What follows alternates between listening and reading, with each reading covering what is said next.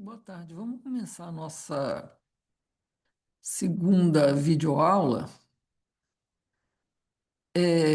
Só um comentário. Eu achei melhor fazer essa aula videoaula porque eu resolvi usar alguns recursos que na sala de aula seria mais complicado, demoraria muito de fato até nem teria o recurso nesse momento atual. Teria que ser solicitado mais para frente, mas aí perderia o time. Então, vamos fazer por aqui e vamos fazer uma aula variada, tá? Vamos começar, gente. O problema 1i lá que eu deixei, um dos que eu deixei para vocês fazerem, da seção 1.1, é uma seção de exercícios do livro texto da Diomara, tá? Vamos lá, o problema é esse aqui, gente. Encontrar uma equação cartesiana, certo? Para essa parametrização aqui. Então, olha só, o x de t secante de t e o y de t é tangente de t. O t variando no intervalo, né, aberto, menos π sobre 2, π sobre 2. Gente, vamos aproveitar e falar uma coisa interessante aqui, e lembrar uma característica da função tangente e da sua inversa, da função arcotangente. Vamos lembrar lá do cálculo 1, tá? Pessoal, aqui do lado esquerdo, né, nesse frame vermelho, eu tenho aqui um esboço muito fraquinho, né, da função tangente. Ela é assim, tá? Vamos ver se a gente se lembra. Na origem, ela é zero, né? E quando ela se aproxima do valor π sobre 2, ela vai crescendo infinitamente, tá? Com relação à parte negativa do t, né, ela vai decrescendo, né, conforme t negativo vai crescendo em módulo, e ela, à medida que se aproxima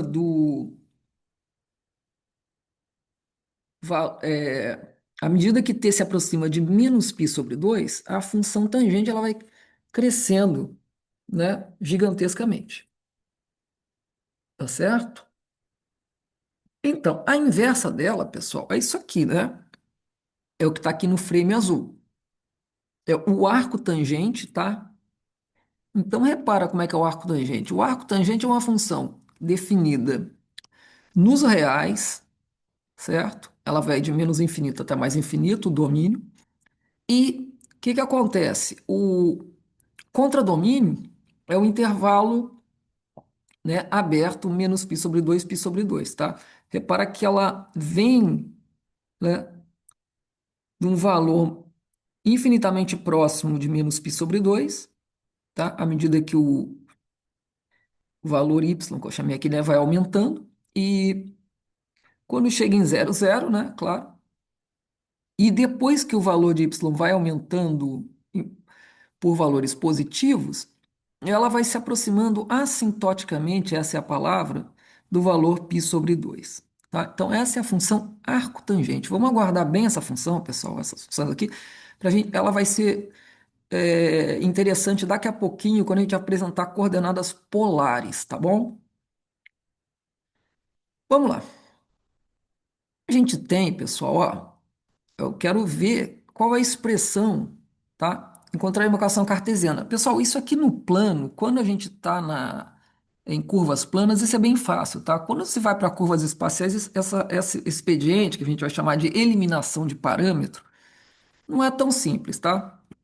Mas ok, aqui vamos, vamos estamos aqui, digamos, treinando curvas simples para que a gente seja capaz de fazer contas, né, básicas, como eu já comentei para vocês na outra aula, de trabalho, né, energia, tá? Esse tipo de coisa. Vamos lá. Então, gente, ó, vamos lembrar aqui para a gente conseguir eliminar esse parâmetro t rapidamente e obter uma equação cartesiana. Vamos lembrar aqui de algumas identidades trigonométricas bem basiquinhas, tá? Vamos olhar para cá e vamos ver. Opa, passou. Cosseno ao quadrado mais seno ao quadrado é igual a 1, tá certo? Gente, isso é uma identidade trigonométrica básica, né? Bom, se eu dividir ambos os lados por cosseno ao quadrado, eu vou obter essa equação de baixo aqui, tá certo? Eu vou obter aqui o número um, aqui seno ao quadrado sobre cosseno ao quadrado, que é a tangente ao quadrado, e um sobre cosseno ao quadrado, que é a secante ao quadrado, tá? Então, temos essa. Bom, o que a gente tem ali, né, pessoal, é x igual a secante e y igual a tangente. Então, tá claro, né? No lugar da secante, eu coloco o x, e no lugar da tangente, eu coloco o y. Então, essa equação aqui, gente, tá? Que pode ser reescrita assim: x ao quadrado menos y ao quadrado igual a 1. Gente, isso aqui é equação, uma hipérbole, né, gente? Vamos lembrar lá? Isso é uma hipérbole, tá? E repara, como a secante ela é sempre positiva, tá certo? Tangente vai de menos infinito a mais infinito, como a gente viu, né? Perdão, vai de. A tangente vai de. É, de menos infinito a mais infinito, tá certo. Vai de menos infinito a mais infinito, a tangente. Então, repara, e como o x é sempre positivo, né? Na realidade, não é a hipérbole, porque essa hipérbole tem dois ramos, como a gente fala, né? Tem a parte aqui da esquerda, passa à direita. Esse ramo aqui não, a secante não descreve essa parte, tá certo? Porque isso aqui, o nosso x é positivo. E a nossa secante, como a gente sabe, ela é sempre positiva. Então, de fato, é só o ramo da direita aqui, tá? É só o ramo da direita que está sendo parametrizado pela, tá? Por isso aqui, certo? Vamos lá. Essa é uma parametrização interessante, mas existe uma outra que eu acho até melhor, tá? Vamos também aproveitar para focalizar essa outra parametrização. Gente, tá? Vamos recapitular o que vem se chamar de funções hiperbólicas, trigonométricas hiperbólicas. É uma pequena recapitulação, tá, pessoal? E não é muito abrangente. Vamos só lembrar das partes básicas aqui. A função cosseno hiperbólico, ela é essa combinação de exponenciais aqui, tá certo? É elevado a x mais é elevado a y, a menos x sobre 2. É elevado a x mais é elevado a menos x sobre 2. E a função seno hiperbólico, você troca esse mais aqui por menos, tá? É elevado a x menos é elevado a menos x sobre 2. Gente, é facinho verificar, tá? Deixo para vocês fazerem. Cosseno ao quadrado, cosseno hiperbólico ao quadrado, menos, tá? Seno hiperbólico ao quadrado é igual a 1. Faz uma mímica das funções trigonométricas, né? Elas não são funções, enquanto que as funções trigonométricas normais, angulares, elas são periódicas, né? As funções hiperbólicas, trigonométricas hiperbólicas, elas não são periódicas, tá? Eu peço para vocês aí brincarem com um plot, né? Dá uma olhada aí no Google, pede para você ver aí qual é a imagem de cosseno hiperbólico e de seno hiperbólico. Gente, as propriedades bem basiquinhas dessas funções hiperbólicas é que a derivada do cosseno hiperbólico é o seno hiperbólico e a derivada do seno hiperbólico é o cosseno hiperbólico, tá? Repara que não tem aquele sinal de menos que tem na derivada do cosseno trigonométrico. Vamos lá. Então, uma parametrização também possível dessa mesma hipérbolezinha aí que eu coloquei, também do lado direito, tá? O lado esquerdo também não está sendo descrito, é essa sigma de t igual a menos cosseno hiperbólico de t, seno hiperbólico de t com t real. Pessoal, também é só o lado direito, tá? Como é que eu faço se eu quiser descrever o lado esquerdo? Bom, eu crio uma outra parametrização que, em vez de cosseno hiperbólico, menos seno hiperbólico. Tá certo? Repara que, ó, x ao quadrado menos y ao quadrado igual a 1, tá? É aquela mesma coisa lá, tá? X ao quadrado menos y ao quadrado igual a 1, tá? Hipérbolezinha aí, tá? Então, pessoal, vamos agora, nesse momento, no exercício aí que eu pedi para vocês fazerem, lá no livro da Diamora tem vários, né? Vai do A, B, C até o I. Esse é o que eu acabei de fazer aqui é o I. Eu pedi para vocês fazerem o A, B e o C, tá? Mas se vocês quiserem fazer mais um aí, fiquem à vontade, tá bom? É a técnica de eliminação de parâmetros. Essa técnica não é tão fácil quando você vai para o R3, por exemplo, tá? Mas para a gente brincar aqui, tá, pessoal? E se familiarizando com as coisas. Pessoal, um toque que eu sempre dou para vocês aí, quando eu apresento essas disciplinas, é que sobre composição de funções. A gente já falou na aula passada, né, sobre aquelas reparametrizações, vou voltar a falar de novo. Mas aquilo envolve, pessoal, composição de funções. Quando eu aprendi isso aí, eu não me lembro se foi no fundamental ou no segundo grau, não lembro. Eu sempre errava esse assunto. Esse assunto é muito fácil. Como é que sempre eu erro isso aí? A pergunta que eu fazia era essa: como é que pode estar sempre errando esse assunto? Pessoal, esse erro que eu cometia, tá certo? Ele ocorre por causa que quando a gente faz composição de funções, pela natureza da definição de funções, a gente define ela assim, pessoal. Ó. Vamos escrever aqui, ó, f de x, tá certo? A gente definiu ela assim, tá certo? Repara, só para brincar com vocês aqui, eu poderia ter definido assim, ó, f de x aqui em cima, tá certo? Poderia ter definido f de x aqui desse lado, tá certo? Uma milhões de maneiras que eu poderia estar definindo, tá certo? Mas a gente escolheu essa. Historicamente é a que aparece aí melhor, tá? Então, por conta dessa escolha, a gente é obrigado a fazer uma coisa que a gente não está acostumado a fazer. Vou explicar, tá? A nossa escrita, deixa eu abrir um parênteses aqui um pouquinho, aqui para a direita. A nossa escrita, pessoal, ela é chamada de cursiva para a direita, tá? Ela é linear, cursiva para a direita. Linear quer dizer, você escreve ao longo de linhas, tá certo? E não ao longo de colunas ou diagonais de colunas. Não, a gente escreve ao longo de linhas. E ela é cursiva para a direita porque ela vai num curso progressivo da esquerda para a direita. Ou seja, se eu for escrever aqui, sei lá, o meu nome, né? Cláudio, Anael, professor, certo? A gente vai escrevendo da esquerda para a direita. Essa é o básico, tá certo? Vou lembrar uma coisa aqui, pessoal. Tem outras línguas, como por exemplo, árabe, que faz o contrário, tá?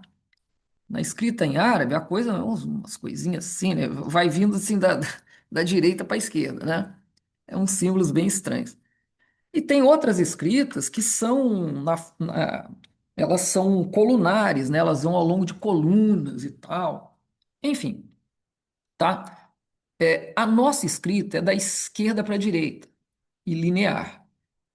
Ocorre que, então, quando a gente vai escrever textos em matemática, a gente faz assim, por exemplo, né? Uma coisa normal é falar 5 vezes 3, né? Elevado ao quadrado, mais, ó, você vai colocando as coisas aqui, né? O que vai, né? As novas coisas, digamos, vão acontecendo aqui à direita. Mas isso vai mudar quando se faz composição de funções. Vamos ver aqui. Olha só, gente. Repara, imagina que eu tenho aqui um conjunto A, tá certo? Conjunto A. E aqui um conjunto B. Tá? Os elementos de A eu estou representando aqui por X, os elementos de B eu estou representando genericamente aqui por Y. Então, digamos que eu tenho uma função, né? Imagino que vocês já conhecem bem o que é a teoria das funções, tá? Uma correspondência biunívoca, tal, que não, né? E que não pode ser multivalorada, né? Ela tem que ser unívoca. Bom, enfim, existe uma função entre A e B, tá? Então a gente chama A o domínio da função e B o contradomínio da função, tá? Agora vamos supor que exista também uma função G de B em C, um outro conjunto C, o genérico de C eu chamo de Z, tá certo? Então você tem a função A que leva de A em B e a função G que leva de B em C. Repara, primeiro eu uso a função A, certo? Depois a função G. Ela ocorre depois. Primeiro eu pego um elementozinho aqui de A e transformo ele num elemento de B. Depois eu pego esse elemento de B, né, através da função g e transformo ele num elemento de C, tá? Então, se eu fizer a composição dessas duas funções, eu posso imaginar uma função que transforma direto o A em C, tá certo? Então, essa é a função, ela é a composição, né, das funções f e g. Mas aí eu pergunto, como é que eu escrevo ela? Fog ou Goff? Né? Então, o meu erro era escrever fog, porque eu imaginava assim, quem vem primeiro é f, quem vem depois é g. Mas não, aqui muda a regra, é Goff, tá?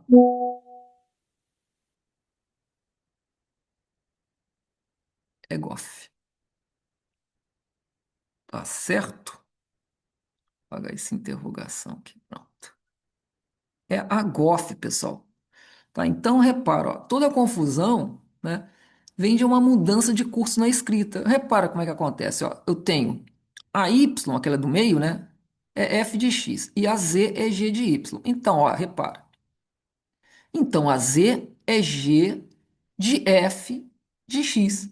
Ou seja, a z, um elemento lá de c, é gof de x. Então, tá aí.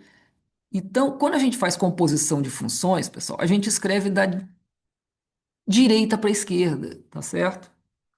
Você tem que dar essa mudança de curso aí, tá? Tem como corrigir isso? Tem. Os livros de álgebra avançada, álgebra básica não, matemática básica não, o pessoal entende que as pessoas vão fazer direitinho, mas em álgebra avançada, onde essas operações de composição são muito, você faz muitas composições em sequência, então você define função, tá? Diferente, a gente vai definir assim, ó. Em vez de f de x, a gente define como x de f, tá certo? Essa simples mudança na definição vai permitir que eu escreva sempre para a direita, tá certo? Ok. Vamos agora ver uma coisa aqui, tá? Que a gente falou da outra vez. Repara, vamos olhar aqui só para esse lado aqui. Isso aqui era uma parametrização, né? Gama era uma parametrização que eu tinha escrito assim, né? Gama que leva o intervalo A a B no R3. Então é o gama de t é x de t, y de t, z de t. Esquece o lado esquerdo, esse lado aqui, tá? Pensa só agora nessa parte aqui, tá, pessoal? Então isso aqui era a parametrização que eu tinha mostrado para vocês, né? Uma parametrização que depende do parâmetro t, que representa aí os pontos do intervalo real AB, tá? Tá certo. Agora olha só, né? Então esse conjunto aqui do meio seria o nosso B lá de cima. Esse conjunto aqui, o R3, seria o nosso C lá de cima. E que tal eu colocar aqui um conjunto A, aqui assim, tá? E uma função que liga A até esse conjunto AB, né? O conjunto CD, né? O intervalo CD no conjunto AB. E fizermos uma composição de CD até o R3. Sim, é exatamente isso que eu chamei de uma reparametrização, certo? Repara que essa função H, né? Ela leva o intervalo CD no intervalo AB. Ela é, então, representada assim, né? T é um H de U, tá? Porque eu chamo aqui os elementos genéricos do intervalo CD de U. Então, repara, pessoal, se eu fizer a composição, né? Aquela coisa, ó, o H vem primeiro, o gama vem depois. Então, quando eu fizer a composição, é gama bola H, tá certo? Troca a ordem lá. Então, ó, gama bola H de U, eu vou chamar de sigma de U, tá? Essa sigma de U vai ser uma reparametrização da gama. Ela leva direto o intervalo CD no R3, tá? Isso é uma reparametrização. Se eu considerar que essa função de transição H, ela é de classe C1, aí sim eu tenho realmente uma reparametrização. Por que que eu quero exigir isso aqui a mais, tá? Essa função aqui, ela tem que ser invertível, tá? Para que todos os pontos percorridos por gama sejam os mesmos pontos percorridos por sigma, então ela tem que ser invertível. E para que eu possa fazer cálculos, né, com calcular distâncias, coisas, eu exijo que ela seja C1, tá? Porque aí as integrais vão ser as mesmas. Eu vou mostrar aqui daqui a pouco abaixo. Esse exemplinho aqui. Aqui, pessoal. Vamos ver um exemplinho, né? Imagina que gama é TT, com T entre -1 e 1. Pessoal, isso aqui é a parametrização desse segmento de reta, tá? Que vai de -1 até 1, 1, tá? De forma crescente aqui, tá?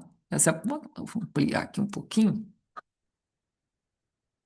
Vou ampliar aqui um pouquinho, tá? Então tá aí, ó. Essa parametrização representa esse segmento de reta, tá? Gama de T. Agora, essa sigma de U, seno de U, seno de U, com U no intervalo menos π sobre 2 e π sobre 2, também representa esse mesmo segmento de reta, tá? É a mesma estrada, digamos assim, com velocidades diferentes, tá?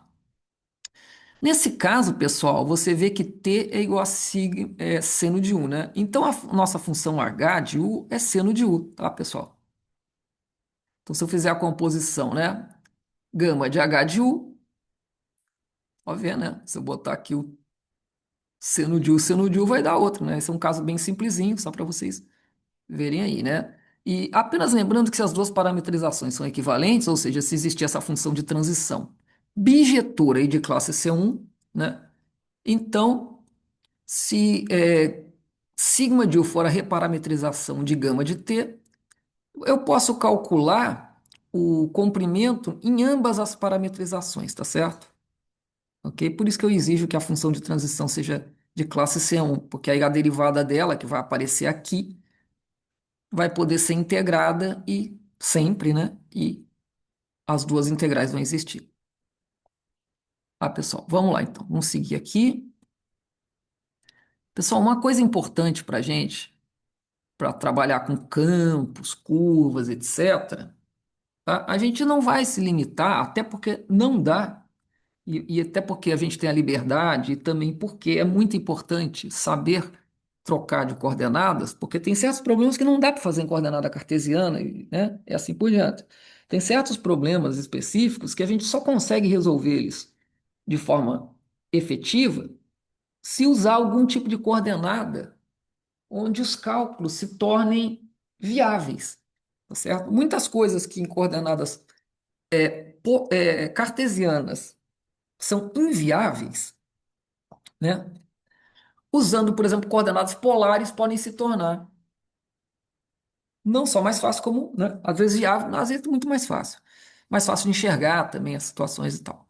Então vamos dar uma recapitulada aqui, gente, no que vem a ser coordenadas polares. Bom, eu vou marcar esse ponto aqui, tá? Esse ponto aqui no plano cartesiano, esse ponto aí, gente, ele em coordenadas cartesianas, ele é x e y, tá? Esse x e y pequeno, são as projeções no eixo x e no eixo y, respectivamente, tá certo? Agora, esse ponto, tá? X, y, ele também pode ser referido como ponto r θ, se a gente usar as tais coordenadas polares. Quem é r θ? R é a distância do ponto até a origem, tá certo? E o θ é o ângulo que esse segmento faz com o eixo x positivo, tá? Então, repare, em coordenadas polares, as relações que eu tenho com as coordenadas cartesianas são óbvias, né? São relações básicas do triângulo. X é r cosseno θ, né? Ou a projeção de r em x, e y é r seno θ, ou a projeção de r em y. O coordenada r, ela é maior ou igual a zero, ela nunca é negativa, tá?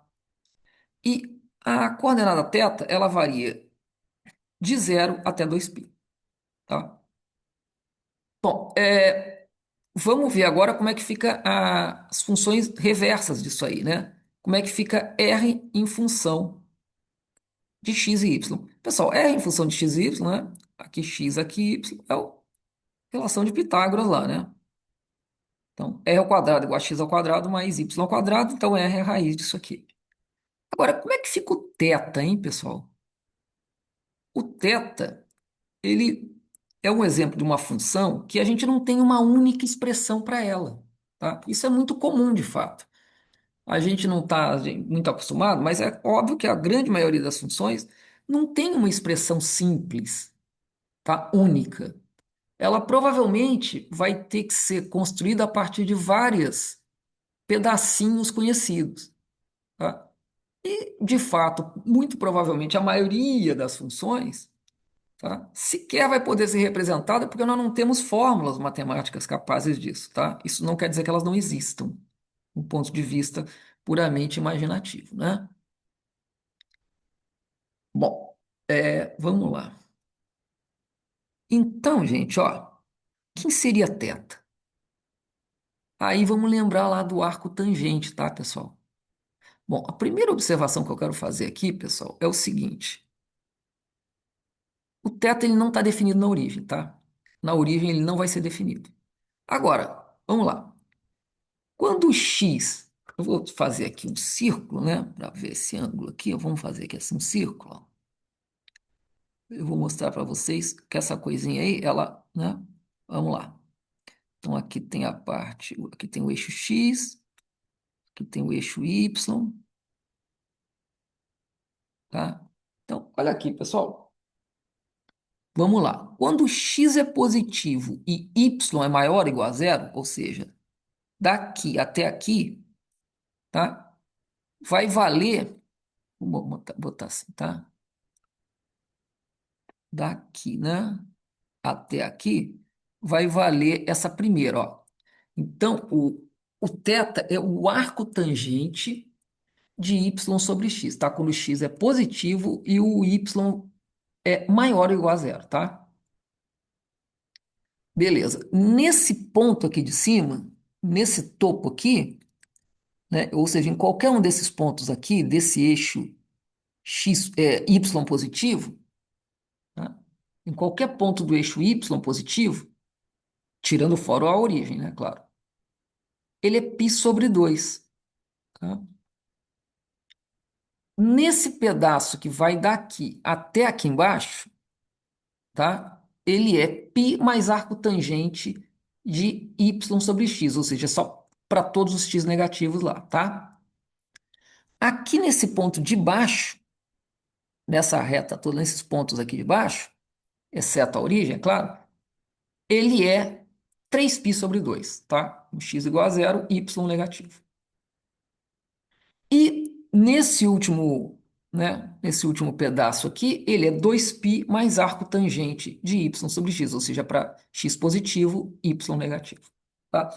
É essa montagem que permite tá especificando aí o θ, tá? Lembrem disso, isso vai ser importante em outras situações mais adiante lá, quando a gente for estudar é, os campos gradientes, tá?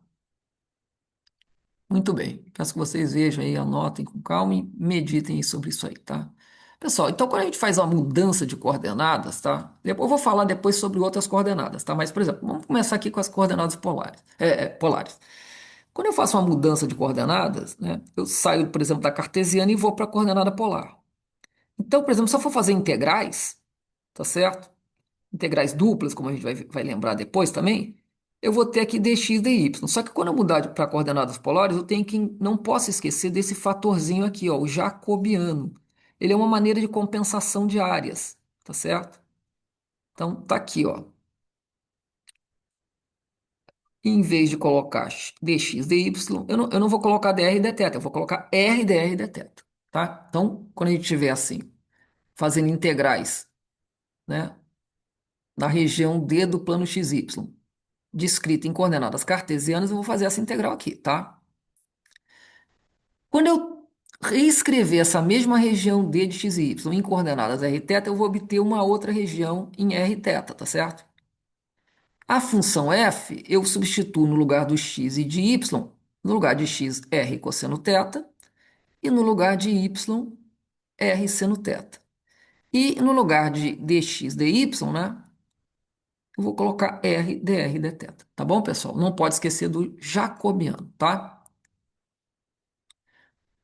Vamos ver agora uma coisa interessante também, que são curvas polares, tá? Isso é uma coisa que eu acho que vocês já estudaram também. Curvas polares são curvas desse tipo aqui, ó, o R em função do θ, com o θ variando num valor θ1 até θ2, tá certo? Então seria uma curva desse tipo aqui, né? Esse R de θ, tá? Uma curva aí em coordenadas polares, tá? Essa curva em coordenadas polares se escreveria, né? Desse tipo assim, R θ. Bom, agora como é que eu faço uma daquelas parametrizações que a gente viu na primeira aula, né? Eu posso usar essa coisa aqui para parametrizar, e as coordenadas polares para parametrizar com relação ao parâmetro θ, né? Esse θ depois eu posso chamar de t se quiser, tá, pessoal? Óbvio. Vamos lá. Então, como é que ficaria a parametrização dessa curva aqui, que foi apresentada em coordenadas polares? Simples. Onde é x eu coloco r de θ cosseno θ, e onde é y eu coloco r de θ seno θ, certo? Vamos ver um exemplinho? Então, tá aqui, ó. Uma curva polar, tá? R θ, né? Esse tipo aqui, né? 2 cosseno θ. Pessoal, o que que é isso aqui? Quem lembra? R de θ igual a 2 cosseno θ de menos π sobre 2 até π sobre 2. Pessoal, é uma circunferência de raio 1 centrada no ponto 1, 0, certo? Uma circunferência de raio 1 centrada no ponto 1, 0, tá bom? Então, como é que ficaria a parametrização disso aí? Então, como eu falei para vocês, né, pessoal? Fica assim, 2 cosseno θ, 2 cosseno θ, seno θ, tá? De menos π sobre 2 até π sobre 2, no R2. Agora, pessoal, vamos calcular. Lembra que na aula passada a gente calculou o comprimento total, né, do perímetro dessa circunferência de raio 1, né? É 2π, né? A gente fez lá, a gente já sabia isso, né? De argumentos lá que vem lá desde do fundamental. E também a gente fez na aula passada via aquela formulinha lá dos comprimentos. Vamos fazer agora para essa outra parametrização aqui, ó. Repara, então quando eu fizer aqui ó, a derivada, né, com relação a θ, d gama d θ, né, eu vou obter isso aqui, tá? Eu deixo aí os detalhes para vocês conferirem. O módulo disso aí ao quadrado, para não ficar escrevendo aquela raiz chata aqui, né, dá isso aqui, eu peço para que vocês confiram. A simplificação disso, pessoal, é milagrosa, ó. Repara, o módulo é 2. Tá? Isso tudo aqui é uma maneira elegante de escrever 4. Deselegante, no caso, né? Isso aqui tudo é uma maneira deselegante de escrever 4. Quando eu tiro a raiz aqui, isso aqui é 2. Então, pessoal, o comprimento é 2 d θ de menos π sobre 2 até π sobre 2. Isso é 2 θ, né? Aplicando os limites, 2π, como a gente já sabe, tá? Então, é interessante às vezes, tá? Quando alguma curva é apresentada em coordenadas polares, né? Curva polar, a gente repassar para a parte paramétrica aqui que a gente aprendeu na aula passada. Então, o truque é esse, tá? O R de θ cosseno θ, R de θ seno θ. Bom, prosseguindo aqui, pessoal, agora vamos, tá? Eu deixo um probleminha aqui para vocês, né? Sobre aquela coisa de reparametrização. Eu dou isso aqui, né? Gama de t é cosseno t seno t, com t variando de 0 até 2π. E o sigma de u é cosseno de u ao cubo, seno de u ao cubo, com u variando de 0 até a raiz cúbica de 2π. Eu peço para que você exiba a função h de classe C1 que conecta as duas parametrizações, tá? Esse é um exercíciozinho para você, tá? Beleza. Gente, agora vamos começar a focalizar aqui os objetos importantes para a gente aqui em análise vetorial, que são os campos de vetores, tá? Esses campos de vetores, como vocês sabem, eles vão estar representando, por exemplo, forças, no caso, campos de forças, por exemplo, campo gravitacional, campo elétrico, campo magnético, são, né, são casos aí de campos de vetores, são campos de força. Tem também as forças centrífuga, as forças inerciais, né? Força de Euler, Coriolis, são forças aí chamadas forças de inércias. Ela também tem os campos aí bem definidinhos, tal. A gente vai ver até alguns exemplinhos aqui daqui a pouco. Mas os campos não precisam ser somente de força, tá? Eles podem também estar representando, por exemplo, velocidades. Isso acontece muito quando a gente estuda dinâmica de fluidos, né? Escoamento de fluidos. A gente vai representar o escoamento de fluidos como sendo, tá? Um campo. Só que os vetores aqui não são mais de força, mas são de velocidade. São justamente as velocidades do fluido a cada instante, a cada ponto, né, do espaço. Certo? Podem ter outras formas de campo também, né? Você pode ter campos que representem alguma outra grandeza, né? Por exemplo, momentos. Você tem campos de momentos angulares, certo? Você tem campos de torque, certo? Então tem outras representações também de campos de vetores. Aqui a gente vai se concentrar, né? Ou nos campos abstratos, né? Que não estão representando nada, né? Só para a gente aprender matemática. Ou campos de força ou de velocidade. Esse é o que a gente vai usar com mais, ok? Nosso objetivo, como eu falei, pessoal, é estudar trabalho e fluxo, tá? Então, vamos apresentar aqui com calma o que vem a ser vetor. Então, um dos motivos que eu resolvi fazer essa aula aqui remota hoje é que é para poder usar alguns aplicativos de plot aqui, que na sala de aula eu poderia, claro, tentar fazer os esboços e tal, mas não ficaria tão legal, né? E não teria todos os recursos que eu gostaria de fazer aqui. Vou começar, pessoal, com um caso bem simplesinho aqui, tá? Que é o que a gente chama de casos do campo constante. Campo constante, pessoal, é quando os vetores do campo, tá? Eles forem todos do mesmo tamanho, apontando na mesma direção, o mesmo sentido, tá? Então, por exemplo, vamos começar aqui com um caso no plano, tá? Esses campos podem ser no R2, no R3, a gente vai, né? Ok?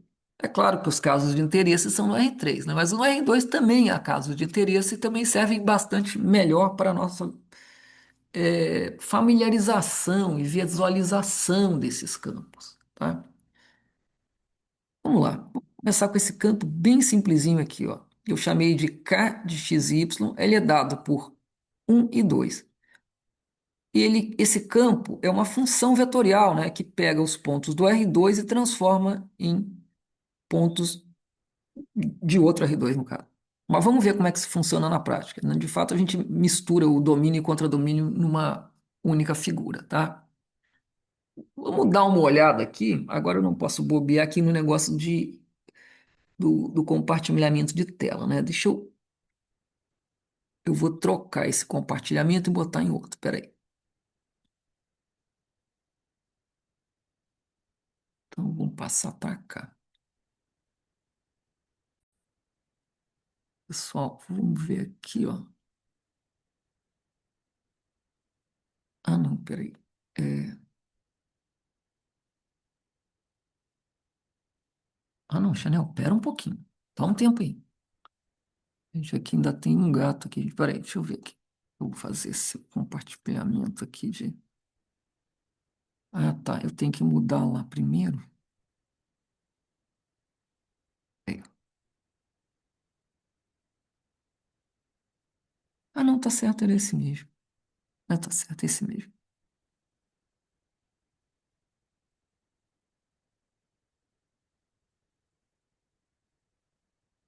Vou compartilhar aqui. Vamos lá. Pessoal, aqui a gente tem um programa que faz os plots. Deixa eu apagar esse aqui um pouquinho, pessoal. E vamos ver aquele plot que eu falei para vocês lá, tá? Ele é assim, né? Ele é um, 2, né? Não vai ter Z aqui, vamos botar ele só restrito a isso aqui, tá? Aqui, pessoal, é aquele campo que eu mostrei lá, tá? Repara, ele é todos os vetores dele são os vetores um, 2, tá certo? Então, todos eles têm o mesmo tamanho e apontam na mesma direção, tá? Pessoal, olha só, aqui é uma representação, isso é um esboço. É claro que todos os pontos, né? Todos os pontos aqui têm essa mesma flecha. É claro que, mas se a gente colocar as flechas todas, em todos os pontos, vai ficar um borrão azul que a gente não vê nada, tá certo? Então, a gente utiliza esse espaçamento para a gente poder enxergar as flechinhas e entender o padrão do campo, né? Mas em todos os pontos existem as flechas, tá? É só uma maneira de representar, tá? Se eu colocar em todos os pontos que realmente existem, fica um borrão azul, a gente não consegue distinguir nada. Então, assim a gente consegue ver, tá? Aquele exemplo de campo constante, onde x é igual a 1, y igual a 2, tá? Esse é um campo constante. Tá? Agora, pessoal, o próximo campo, deixa eu stop share aqui e voltar lá para o outro, tá? O próximo campo, pessoal, que a gente vai focalizar, esse aqui, ó, eu vou chamar de G. Ele vai ser definido na sala de aula, tá? Aqui eu bobei, né? Na sala de aula, no... Aqui, deixa eu apagar aqui, que aqui foi bobeira minha. É da sala de aula, mas não é na sala de aula. É no R3, que tá na sala de aula. Certo? Vamos colocar aqui certinho. Então, da nossa sala de aula é R3. Esse campo aqui é o campo gravitacional. É a força-peso, né? Então, ele é zero, zero, menos G. Tá? Vou aproximar aqui esse G, aquela aceleração gravitacional, por 10, né? Então, menos 10. Pessoal, então é o seguinte, a cada ponto da sala, se você soltar uma bolinha, ela vai ser atraída para o chão da sala, né? Com essa aceleração menos 10, tá certo? Né? Então, pessoal, aqui, vamos, né? Esse aqui é o campo gravitacional dentro da nossa sala, né? Num lugar pequeno, tá? Esse lugar pequeno pode ser bem grande, tá? Mas vamos pensar aqui na sala. Então, vamos lá, gente. Deixa eu voltar para lá, né? Vamos agora para cá. Tá, aqui estava aquele campo ainda. Agora vamos mudar esse campo, pessoal. Vamos botar agora o gravitacional. Vamos tirar aqui a restrição do 3D. Então vamos botar assim. Aqui é zero, né? X é zero, Y é zero. E aqui, no lugar de menos 10, pessoal, eu vou colocar menos um, tá? Porque eu acho que vai ficar muita. A gente vai melhorando aqui os padrões. Vamos lá, vamos tacar aqui. Tá aqui, né? Acho que mais ou menos deu para ver, né? Ok? Você. Deixa eu diminuir aqui. Acho que isso aqui fica melhor se eu botar 4. Será que fica? Acho que não ficou muito melhor, não, mas tá aí, né? Eles apontam todos para baixo, né? Tá certo? Ok? Todos eles têm o mesmo tamanho, certo? Vamos ver assim, né? Todos eles apontando aí para baixo, todos eles têm o mesmo tamanho, né? Eu botei menos um aqui, porque se eu colocar 10 vai ficar muito grande, quer ver, ó? Aqui no nosso, tá vendo? Vai ficar muito feio, vai ficar muito grande. Vou botar menos 2 para a gente ver aqui se fica legal, né? É, assim ficou. Bacana. Então, todos eles apontam para baixo, na mesma direção, têm a mesma intensidade, o mesmo sentido, né? Que é exatamente, mais ou menos, a aceleração, né? A força da gravidade que a gente vê num lugar relativamente pequeno, né? Tá bom, gente? Beleza, vamos então prosseguir lá vendo outros campinhos aí. Bom, vamos ver um outro campo interessante que já não é mais. Esses dois campos que a gente viu são exemplos de campos constantes, tá? Tanto esse da gravidade na sala, quanto do o campo 1, 2, eram campos constantes, ou seja, onde os vetores sempre tinham o mesmo tamanho, apontavam na mesma direção, no mesmo sentido. É um tipo de campo que acontece, né? Bom, vamos ver esse exemplo 2, pessoal. Isso aqui seria um campo de forças centrífuga num disco plano que gira com velocidade angular ômega, tá? Então, quando você tem um disco, olha aqui essa figurinha aqui à esquerda, que gira aqui através, né, de um eixo perpendicular, né, é, bem no centro do disco, quando esse eixo de giro está bem no centro do disco e esse velocidade de rotação angular é ômega, tá? A gente tem a força centrífuga, ou seja, quando o disco começa a girar, a gente sente aquela força nos empurrando para fora do disco, né?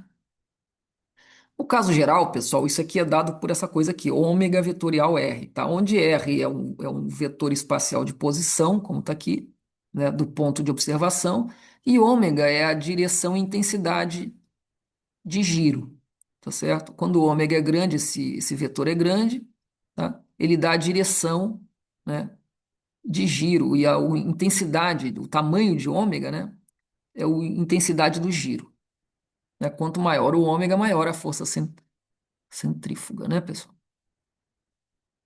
Bueno, vamos lá. Então, no nosso caso que a gente vai ver agora de força centrífuga, tá? Eu vou considerar o ômega igual a 1, tá certo, pessoal? Então, o nosso campo, deixa eu escrever ele aqui. Vou mostrar o campo que eu vou colocar lá no plot, tá? Vai ser esse aqui, ó. XY é igual a XY, tá? Esse é o campo de força centrífuga que eu vou estar colocando lá, ok? Vamos lá para a gente ver.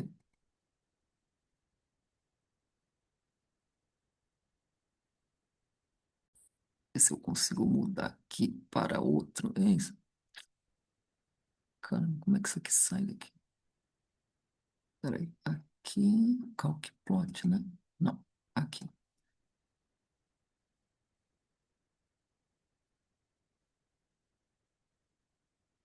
Aí, deixa eu botar o share de novo para ver se está tudo certinho. Acho que está aqui. Ah, não, não é esse aqui, não. É esse aqui mesmo. Ó.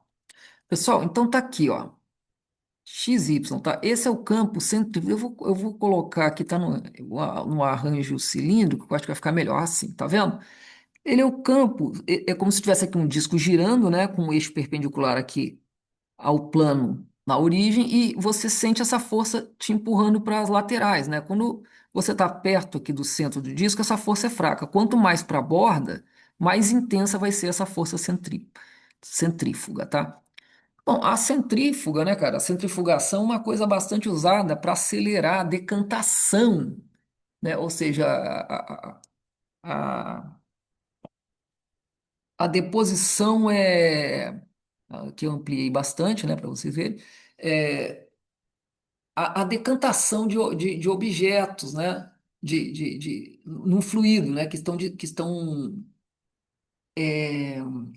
dissolvidos no fluido. Tá? Isso é uma tecnologia bastante legal, é usada em muita coisa importante, né? A centrifugação, a maneira de apressar a decantação que ocorre naturalmente, por exemplo, com as agentes da força da gravidade, né? Por quê? Porque a centrifugação permite que a gente faça que as forças que estão agindo, por exemplo, num líquido, sejam muito mais intensas, fazendo com que a decantação, né, a separação dos pesos diferentes ocorram, né, pelas leis de empuxo, né, em estratos diferentes, com muito mais rapidez. Tá? Então tá aí um exemplo, né, XY, né, de um campo planar ainda, tá? A gente ainda está aqui no plano de forças centrífugas, tá certo? Se eu pegar um cilindro rotatório, né, aí eu posso fazer isso até tridimensional, né? Vamos imaginar agora um cilindro, né, imaginar o espaço girando em torno de um eixo, tá? Vamos botar aqui 3D. Ah, e você eu teria isso aqui, tá certo, pessoal? Deixa eu botar aqui, não cilíndrico, retangular, será que não, não ficou? Peraí, botar aqui com 3. Não ficou bacana não, porque ficou muito grande. Vamos dividir aqui por um número grande, por 8. Aqui ficou um pouco melhor, né? Então tá aí, se você tem assim o espaço inteiro, né? Ele girando em torno do eixo Z, né? Você veria isso aqui, né? Certo? Vou pegar aqui uma projeção no R2, né? Isso aqui, né? E vamos botar aqui o cilindro. Aquele arranjo do R2, né? Dividindo por 8 está muito grande, vamos dividir por 6. Tá grande, vamos dividir por 4. Tá aí, né? Força centrífuga, agora vamos botar ela aqui, a visão 3D, como se fosse o espaço inteiro girando, tá? Aqui vamos botar um arranjo retangular, que eu acho que vai ficar melhor. Não ficou ainda muito bem, mas é isso, né? Tá certo? A força centrífuga atuando em todas as direções, tá? Perpendiculares ao eixo Z. Bom, vamos seguir lá.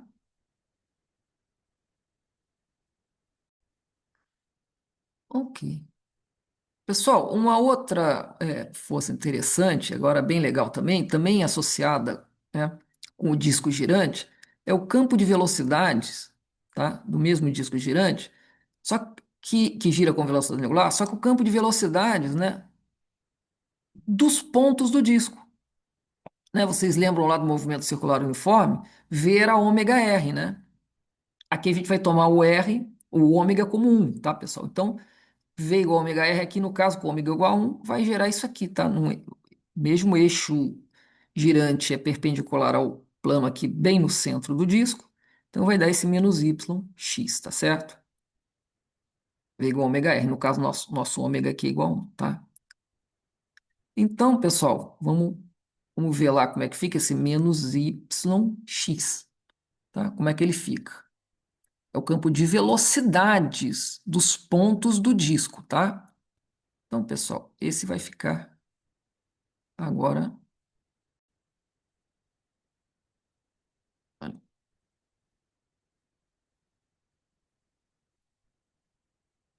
como é que isso aqui sai para cá. Vou botar aqui.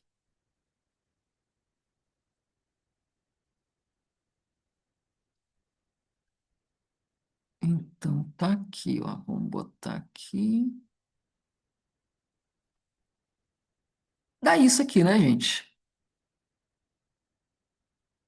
Esse é aquele campo, o menos YX, tá certo? E se eu coloco aqui dois para ver se isso aqui fica melhorzinho? É, ficou mais bacana, né? Então tá aí, ó. Quando o disco está girando, no sentido ali anti-horário, né? Os pontos, o centro do disco não gira, certo? A velocidade é zero. Aí quando você vai se aproximando, V igual ômega R, né? Então é proporcional ao raio, olha lá. Quando o raio aumenta, a velocidade aumenta, né? Quanto mais para a borda do disco, maior vai sendo a velocidade, né, daquele ponto. Então tá aqui um exemplo de um campo, né, de velocidades, de um disco girando com velocidade angular igual a 1. Ele é representado por essa expressão, menos yx, tá certo? Então tá aí. Vamos voltar ali. Agora, pessoal, deixa eu voltar ali e mostrar para vocês, mais uma vez, como é esse campo, né? Ele é menos yx, tá? Um campo planar ainda, tá? Agora, pessoal, vamos ver uma coisa interessante, ó, tá? Vamos ver um parente desse cara aí, bastante legal. Vamos ver esse exemplo 4 aqui, ó, tá? Pessoal, esse exemplo 4, repara. Esse campo H é um campo que vai aparecer muito aí em exercícios de análise vetorial, tá certo, pessoal? Repara, ele é parecido com aquele, só que é menos y dividido por x ao quadrado mais y ao quadrado. E o x também, ó. É bem parecido com aquele, só que dividido por x ao quadrado mais y ao quadrado. Pessoal, enquanto que esse campo aqui, ó, o módulo dele é R, ó, porque isso aqui é o quadrado, mas isso aqui é o quadrado é R, né? Ou seja, o tamanho das flechinhas é R, ou seja, se eu estou num certo ponto, o tamanho é a distância daquele ponto até a origem, tá? Se eu dobrar essa distância, o vetor dobra de tamanho. Se eu triplicar essa distância, o vetor triplica de tamanho, como a gente viu lá. Esse caso aqui, tá? Bom, primeira observação que eu quero fazer é o seguinte, né? É que ele não está definido na origem, né? Porque no ponto 00 vai dar zero sobre zero, então ele não está definido, tá? Então começa por aí. Ele já não está definido no R2 inteiro, ele está definido no R2 exceto a origem, tá? Essa notação significa R2 tirando fora a origem, onde ele não está definido. Bem, vamos lá. Aqui, pessoal, o módulo dele, eu peço para que vocês façam aí novamente, percebam que o módulo desse campo é 1 sobre R. O que que significa isso? Se o valor do campo num certo ponto, tá? Tem um certo valor, digamos, A, certo? Se eu dobrar a distância, tá, de observação, então esse valor vai diminuir para um fator 1/2. Se eu triplicar a distância, ele vai diminuir para o fator 1/3. Se eu multiplicar a distância por 5, ele vai diminuir o tamanho por 5, tá? Vamos ver como é que isso aparece lá no plot.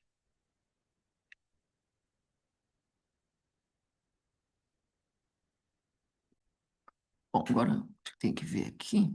Onde é que tá? Acho que está nesse aqui, né? Não, vamos botar nesse aqui mesmo? Deixa eu botar nesse aqui mesmo, só que vamos trocar aqui o negócio. Então, aqui, pessoal, ó, vamos dividir. Vamos fazer assim, ó, vamos dividir por x ao quadrado mais y ao quadrado, né?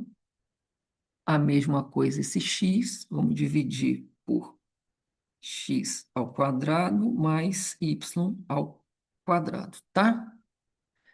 Maravilha. E vamos pedir para ele plotar. Vamos ver o que que acontece, ó. Repara o que que vai acontecer com essas flechinhas. O padrão de rodar para aqui para a esquerda vai permanecer o mesmo, tá? Eles são tangenciais às circunferências, né? Mas os tamanhos vão mudar completamente. Vamos lá? Tá aqui. É isso, gente. É exatamente isso, ó.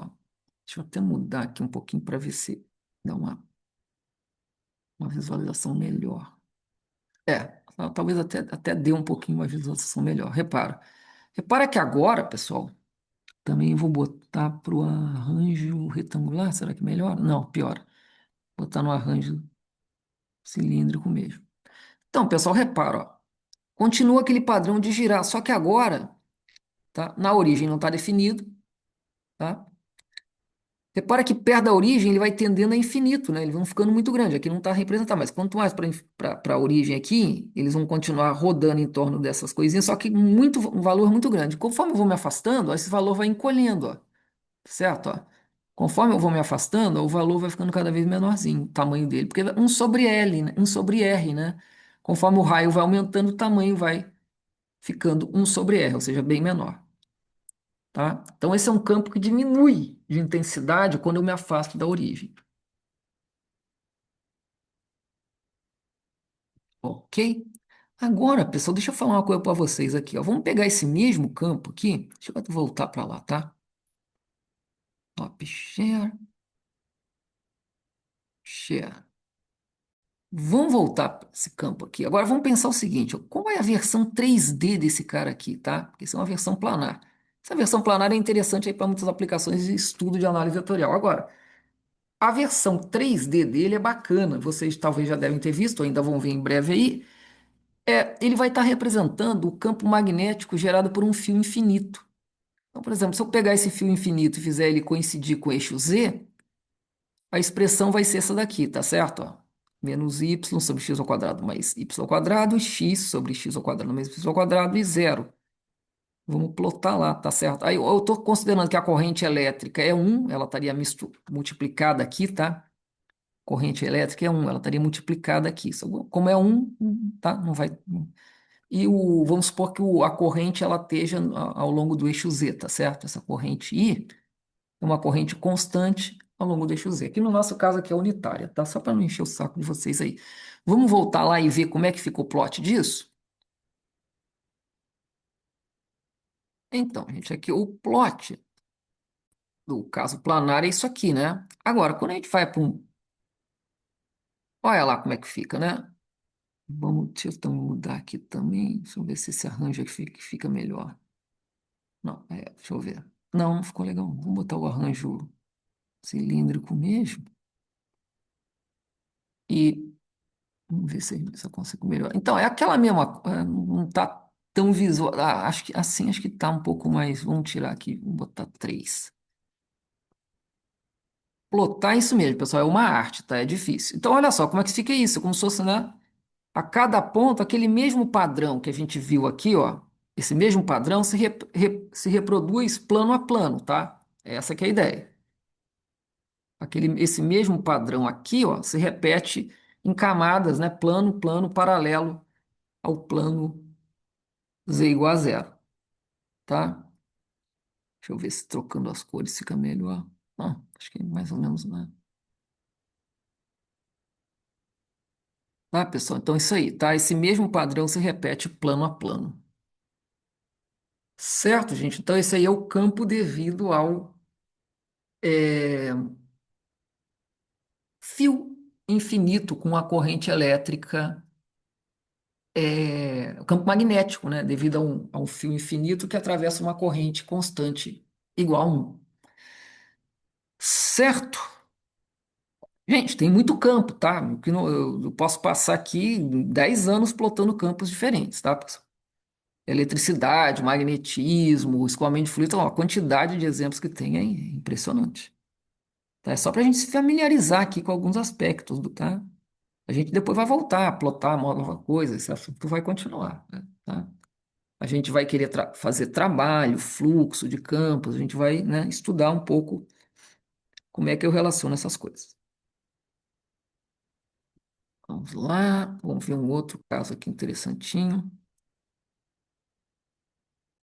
Então, tá aí, acabamos de ver esse aqui, vamos prosseguir. Exemplo 6, pessoal. Vamos estudar isso aqui, ó, um campo agora, já campo 3D também interessante, é o campo eletrostático, devido a uma carga que é estacionária e posicionada na origem. A expressão para esse campo é essa daqui, pessoal, Q. Repara que o campo elétrico ele é proporcional à carga. Se a carga cresce, a intensidade do campo cresce. Esse fator 4πε0, ε0 é a permissividade elétrica no vácuo, é muito usado em engenharia, tá? Mas existem outros sistemas que você pode absorver esses parâmetros aqui dentro da carga, tá? Sistema gaussiano, por exemplo. Bom, e esse ρ que eu coloquei aqui, para a expressão não ficar muito feia, na realidade é isso aqui, a raiz de x ao quadrado mais y ao quadrado mais e ao quadrado, em cada um deles, tá? Pessoal, esse campo aqui é um campo tipo, né, que ele, repara, o módulo dele, se eu peço para que vocês façam esse cálculo, o módulo dele é proporcional à carga, tá?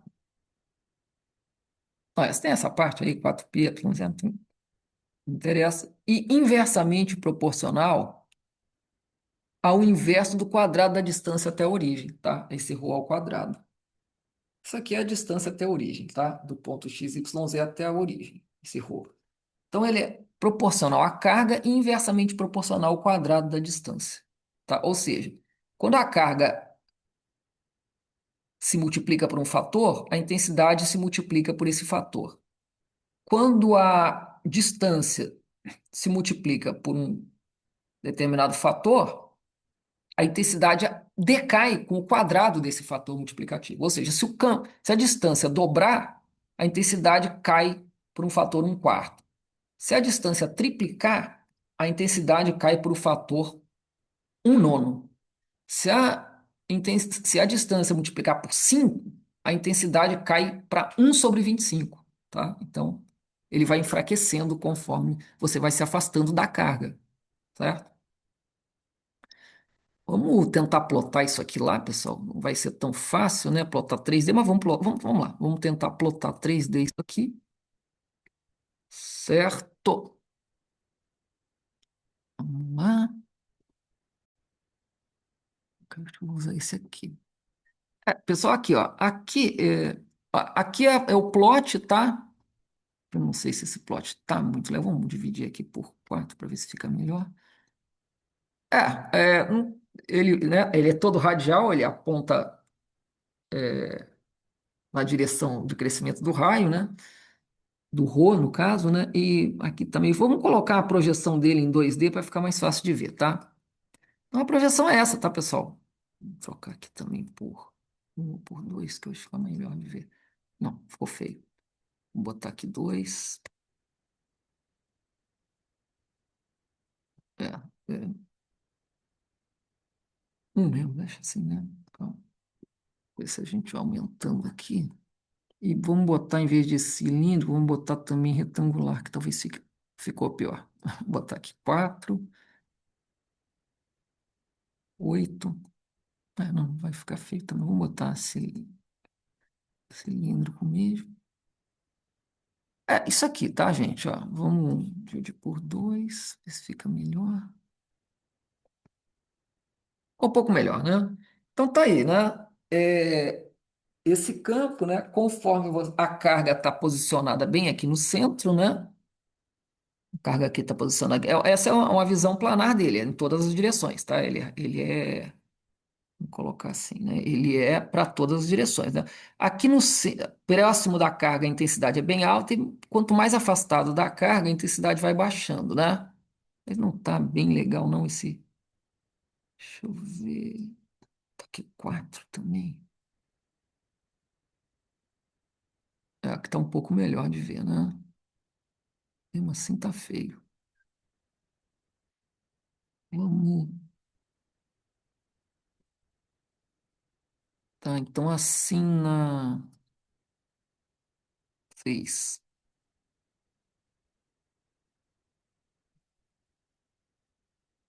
6, 8.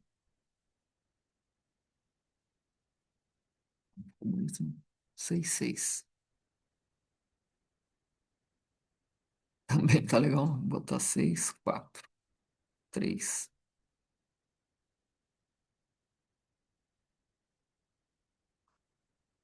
Ah, então, também não ficou legal.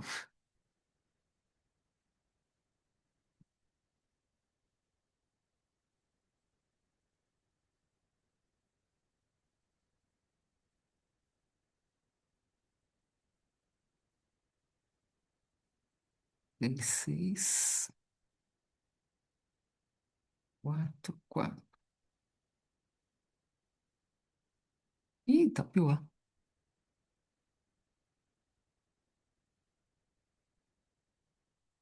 É, não ficou legal, não, pessoal. 4.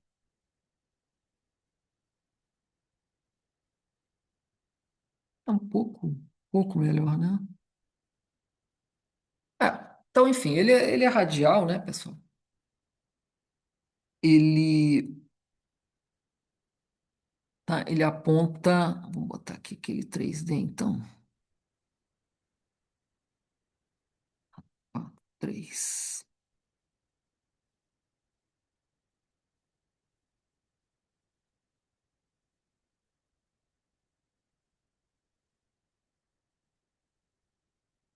Aqui ele fica legal, só que ele não.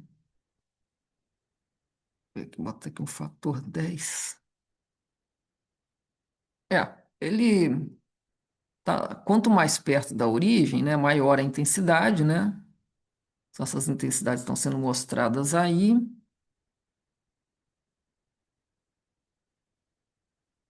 E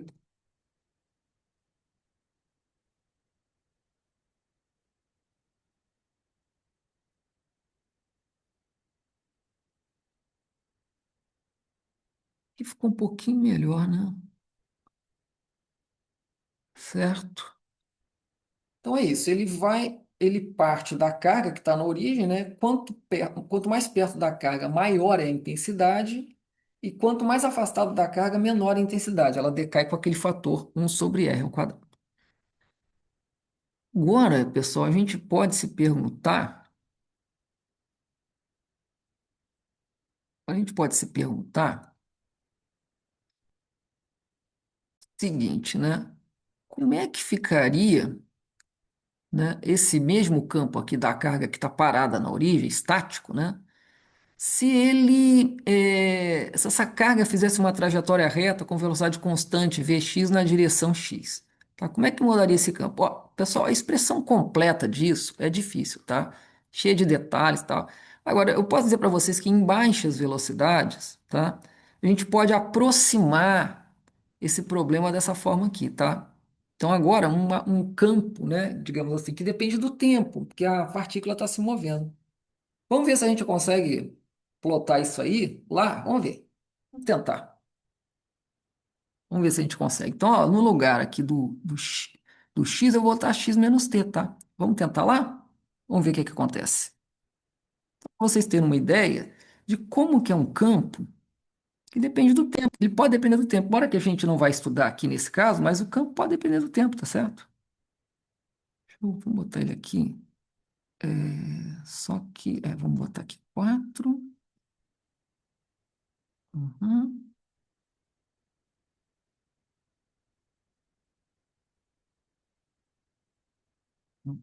Ih, peraí, no modo esférico, modo retangular, ainda não está legal. No modo esférico,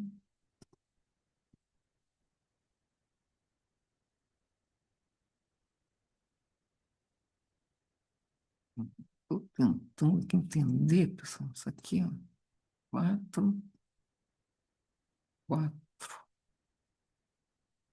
E tentando entender qual é o melhor plot disso aqui, cara.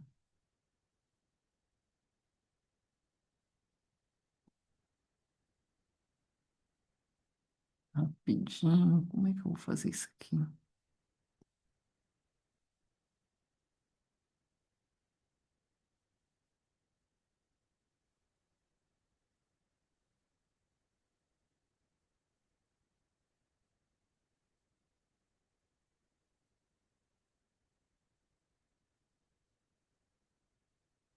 Um recurso, pessoal, deixa eu falar aqui para vocês. Um recurso interessante, às vezes, tá? É colocar todos os vetores do mesmo tamanho, tá certo? Esse recurso, às vezes, é interessante e a gente tira isso, né? Isso, às vezes, é um recurso bem interessante, porque você coloca todos os vetores do mesmo tamanho, certo? Vou botar aqui 4, 4.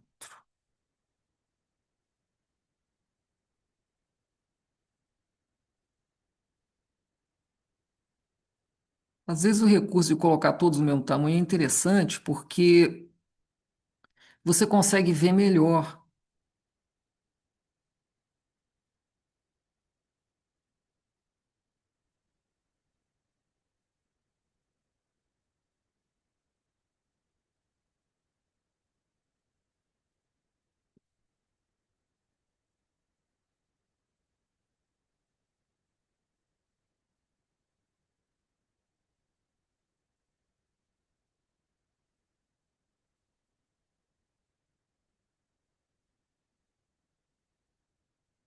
Vou botar todos eles do mesmo tamanho. É, aqui ficou um pouco melhor, tá certo, pessoal?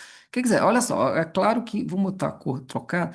Quando, tá vendo? Você pode pensar assim também, tá certo? É uma maneira de plotar também, para ficar às vezes mais fácil. Porque o que que acontece com os plots? Muitas vezes, quando os valores variam muito intensamente, você tem uma dificuldade de plotar muito grande. Isso é normal em todos os tipos de plot, tá certo? Que acontece? Quando o valor do tamanho da setinha varia muito rápido, você fica na dúvida entre colocar. Vamos colocar num padrão visível a menor. Aí a maior sai da tela, como vocês viram ali.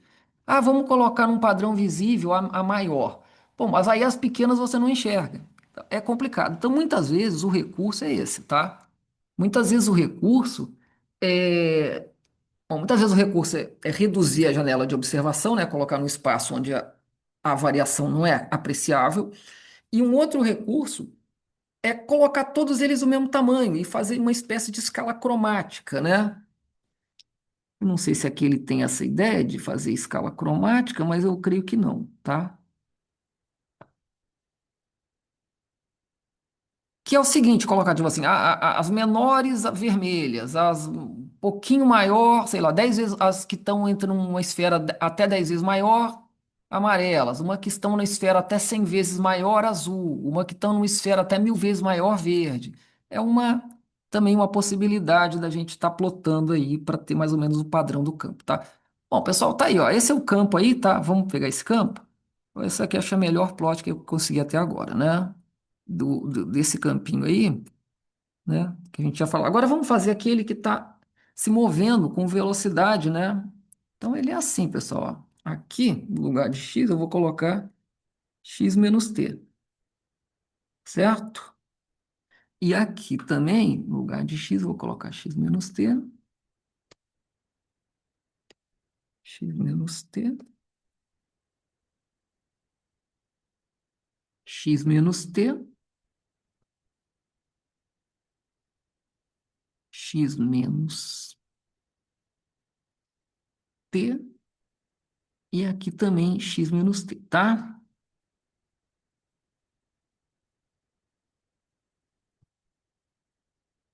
Maravilha. O t. Esse T aqui, como é que faz? A T, né? Tá até 10, sei lá. Vamos ver aqui. Só para ver como é que fica. Então, pessoal, agora esse mesmo caso aqui, tá? Só que agora ele se movendo. Não é o campo completo, como eu falei para vocês, é só para vocês terem uma ideia de como é que o campo, ele não precisa ser estático assim, né? Nessas configurações sempre estáticas. De fato, as configurações interessantes de todos os campos são as configurações dinâmicas, tá certo? Então, vamos ver se esse plot aqui, né? Vamos ver se esse plot aqui, né, restrito aqui a 3D, porque eu também quero tirar essa coisinha que não é o caso agora, eu não estou fazendo linha de fluxo ainda, gente. Mas eu não sei como é que eu dou um refresh nisso aqui. Ah, fica aí. Vamos lá, vamos ver se isso aqui vai agora. Animate.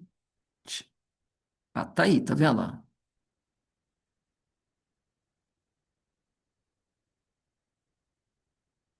Vamos colocar aqui uma animação, deixa eu ver se maior. Ah, isso é muito rápido. É, aqui, vamos botar uma bem devagarinho aqui. 0,0.01. Vamos ver como é que fica. Aí, tá vendo? Repare que quando ele começa, ó, dá uma pausa. Aqui já. Aqui eu posso voltar aqui. Ó. Quando ele começa ali no, né? Tá certo? Ah, deixa eu ver se botar um número grande aqui, vai.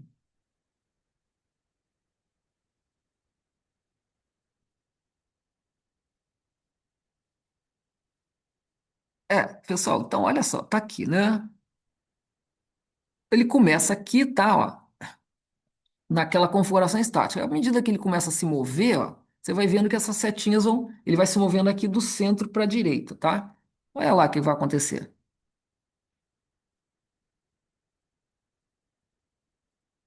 Ok? Vou ver se aumentando aqui o tamanho das flechas.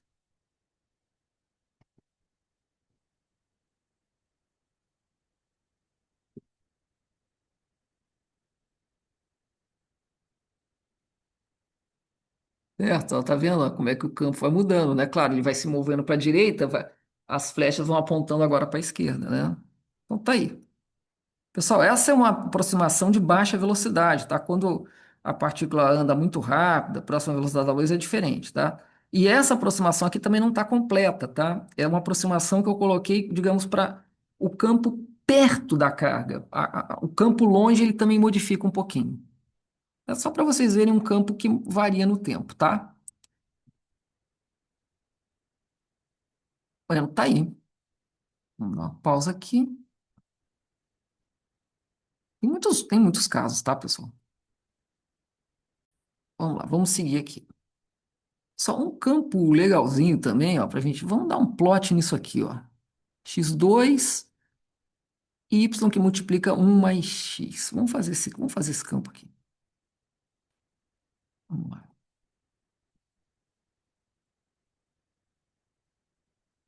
Vamos ver como é que ele é. Então ele é. Vou tirar isso aqui de animação, tá? Ele é. Então aqui, gente, ó, x2, tá? X ao quadrado. E aqui vai ser o que que era mesmo? Me esqueci que era y que multiplica um mais x. Y que multiplica um mais x, tá? E aqui não tem. Planar. Tá zero aqui. Então, vamos botar aqui melhor. Vamos colocar, pessoal, de repente, ó, todos divididos por 4. Vamos ver se é o padrão. Tá um pouco melhor. Vamos botar no retangular. Ah, aqui ficou melhor, né? Tá, aqui ficou melhor.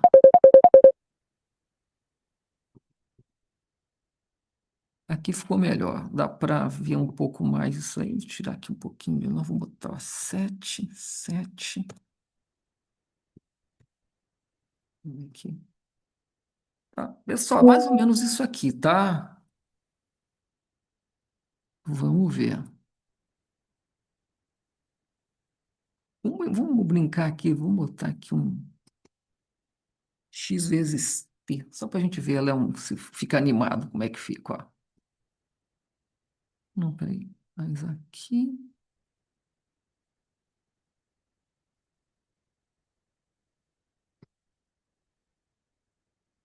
vou botar até 5.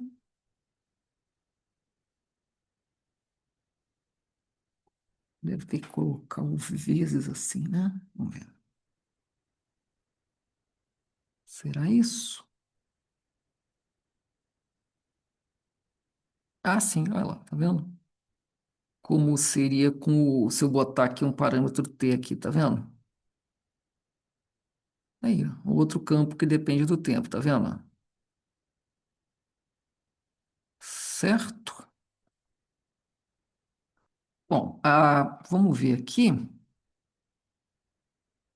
Isso aqui é o desenho dele, né? Padrão lá. Vamos colocar aqui o. Também com eixo fixo, né? Porque com eixo que não está fixo é bem feinho, né? Tá 6 aqui. Tá vendo aqui com os vetores que não estão fixos, né?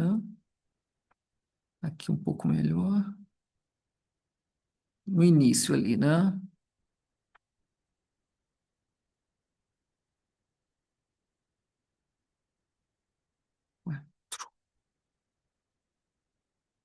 Vamos ver agora animado, como é que fica lá.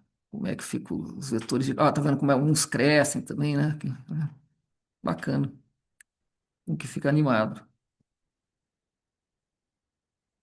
Tá, gente? Então aí mais um exemplo de campo. E vamos agora tentar generalizar, né? O que que vem a ser um campo, tá, pessoal? Pessoal, então um campo, ó, repara, é uma função. Vamos pegar o campus do R3, tá? Pode ser do R2 também, R4, mas enfim, os mais comuns são do R3, né? Então o campo, ele está definido numa certa região lá dentro do R3, que pode ser o R3 inteiro. No próprio R3, ele é dado por uma expressão desse tipo aqui, ó. F de x, y, z é uma F1 de x, y, z, ou seja, tá?